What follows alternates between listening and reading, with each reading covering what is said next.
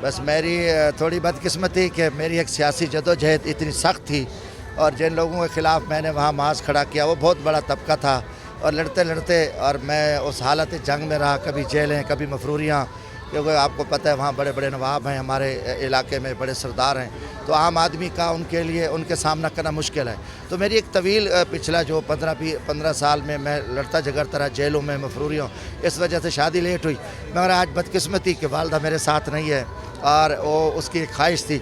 वालिद साहब बचपन में ही मैं बच्चा ही था, फौत हुए, तो वालदा ने मेरी तरबियत की, उसने पूरी तैयारी की, ख्वाहिश की, बशर्त कि आज मुझे खुशी के साथ ये शादी मैं गम में मना रहा हूँ।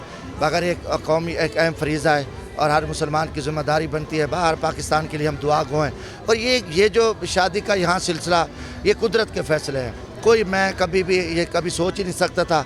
और चंद दोस्त थे और उनकी मोहब्बत से ये रिश्ता तय हो गया और आज सरज़मीन पेशावर है। वैसे मेरा आना जाना तो खैबर पख्तून के खाक के साथ बहुत पुराना है, बल्कि हम स्टूडेंट लाइफ से आते थे, उसके साथ साथ मैंने काफ़ी अर्सा यहाँ मफरूरियाँ भी काटी, तो ये वक्त जो है ना हमारा जो है ना गुजरा है।